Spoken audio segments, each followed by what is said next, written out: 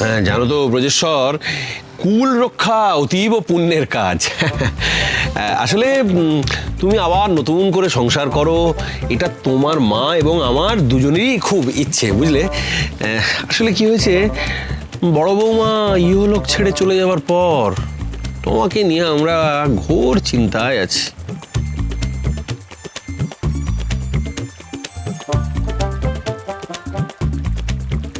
এই যে বড় বৌমা চলে গেল, তোমারও সংসারের থেকে মতি উঠে গেল।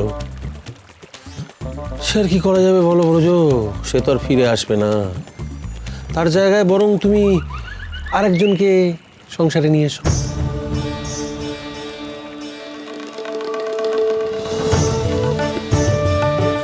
আপনি আমাকে এখনো মনে রেখেছেন বাবা মশাই, আমি যে কল্পনাও করতে পারিনি। আপনি জানেন না বাবা মশাই, আপনার বড় বৌমা এখনো জীবিত, সেখানেই আছে, আমার আপনার খুব কাছে, আমাদের সঙ্গে।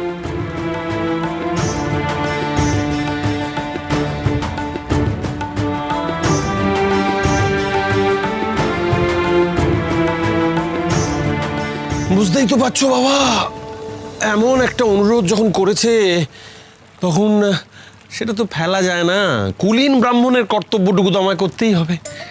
তাই আমি তোমাকে অনুমতি দিলাম ব্রজেশ্বর, যে ওর ভগিনীকে তুমি শাস্ত্র মতে বিবাহ করো।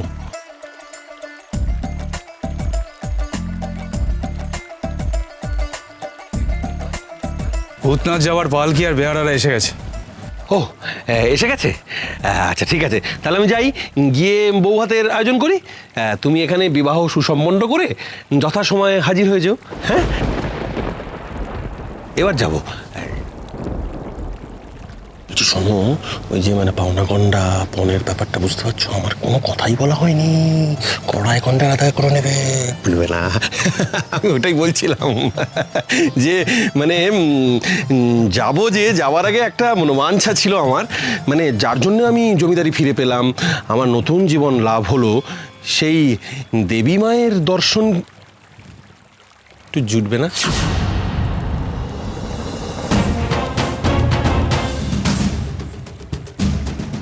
নাকি একবার ওনার সামনে? বাবা মশাই, একবার ভেবে বলুন তো, যারা মহাপাতক তারা কি দেবী দর্শনের আদৌ যোগ্য?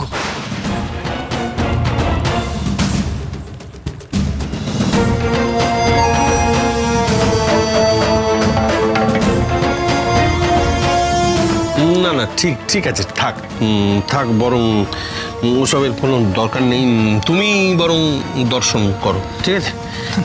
না যখন ভাগ্যদেবী আপনার উপর প্রসন্ন, তখন এক না একদিন তো আপনি দেবীর দর্শন পাবেনই বাবা মশাই। আর আমার মন বলছে আপনি খুব তাড়াতাড়ি দেবীর দর্শন পাবেন।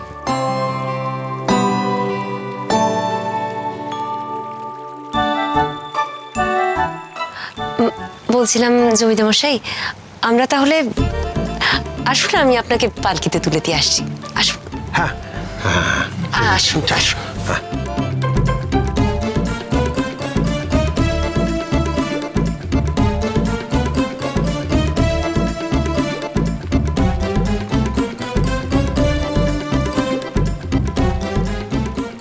খাসা বুদ্ধি আছে তো তোমার। ব্রজেশ্বর বাবুটি তো ভালোই সামাল দিল, আর আমাদের নিশি, সেও তো বেশ জমিয়ে ঘটকালিটা করতে পারে দেখছি। এই গুণটা তো তার আগে জানা ছিল না।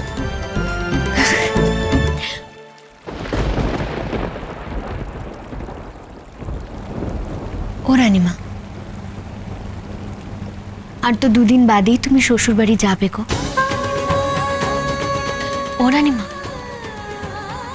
কি হলো? তুমি যা ভাবছো আসলে কিন্তু অত সহজ সরল নয় দিবা। আমার মনে অনেক প্রশ্ন কেবল ঘুরপাক খেয়েই চলেছে। আগে সেই সব প্রশ্নের উত্তর আমি চাই।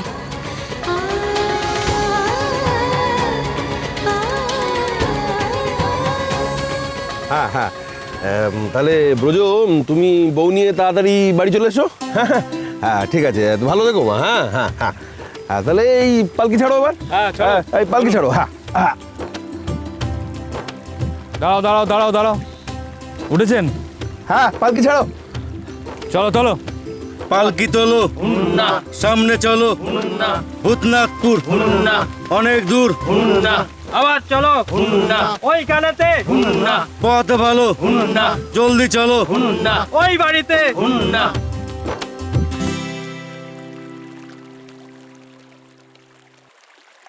এ আবার কি ছলো না তোমার? তোমার বোনকে? ও আপনার আবার আমার বোনের সাথে আলাপ হয়নি না? আমার বোনের নাম প্রফুল্ল। তা তা বাবা মশাইকে কিভাবে রাজি করালে বলো তো?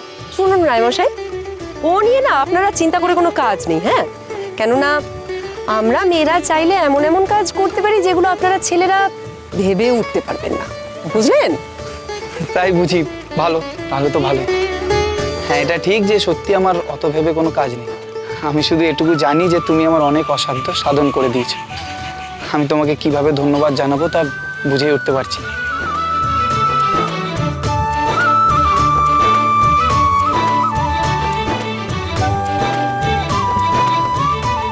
বাহ বাহ বাহ, ব্রজো একদম এদের বশ করে ফেলেছে। আর হবে নাই বা কেন, ওরম চাঁদ পানা মুখ, একদম আমার মুখ বসানো। সুন্দর মুখের জয় সর্বত্র। জাগে আর কোনো চিন্তা নেই, আর কোনো চিন্তা নেই। চলো চলো চলো, তাড়াতাড়ি চলো। ভূতনাথপুর, অনেক দূর, আবার চলো ওই কানেতে পথ ভালো, জলদি চলো। ওই বাড়িতে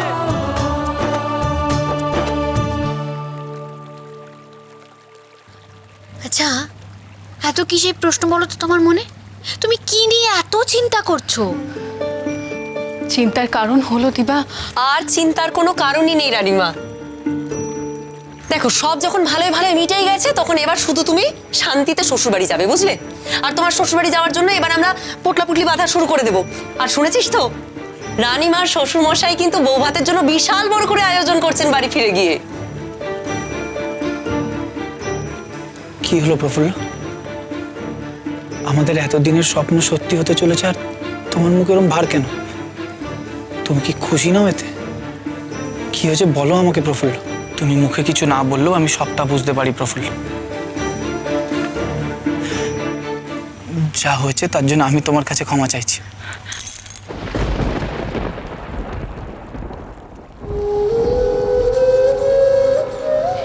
এ আপনি কি বলছেন? যা বলছি ঠিকই বলছি। আমার বাবা মশাই তোমার কর্য সত্য দিলেনই না, উল্টে গোয়েন্দা সেজে ইংরেজ সেনাদের হাতে তোমাদের ধরিয়ে দিতে চাইলেন। এ আমার জন্যই অপরাধ প্রফুল্ল। আমার বাবা মশাইয়ের হয়ে আমি তোমার কাছে ক্ষমা চাইছি। মনে কোনো খেদ রেখো না। যা হয়েছে সব ভুলে গিয়ে চল আমরা নতুন করে আবার সংসার শুরু করি। ব্রজেশ্বর মশাই, আমরা আমাদের রানীমাকে যতদিন ধরে চিনি, সেটা থেকে একটা কথা বলতে পারি, তার মনে রাগ, হিংসা, ক্ষোভ, এই জিনিসগুলোর জন্য কোনো জায়গাই নেই। তাহলে আজ এই আনন্দের দিনে ওর মুখে কিসের এত কালো ছায়া? আমি কিছুতেই একটা বিষয় বুঝতে পারছি না। কি বিষয় প্রফুল্ল? আমাকে না বললে আমি বুঝবো কি করে? আমি কোন পরিচয় গিয়ে দাঁড়াবো ওই বাড়িতে? কি পরিচয় দেবেন আমার? বলতে পারবেন?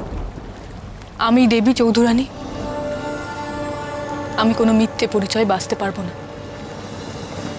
আমার শ্বশুর মশাই, শাশুড়ি মা, পিসি ঠাকুমা সবাই আমার গুরুজন। আমি তাদেরকে মিথ্যে কথা বলতে পারবো না। বুঝতে পারছি রানীমা, কিন্তু তুমিও একবার ভেবে দেখো, আজ যদি তারা তোমার এই সত্যিটা জানতে পারেন, যদি জানতে পারেন যে তুমি দেবী চৌধুরানী, তারা কি তোমাকে কখনোই মেনে নিতে পারবেন?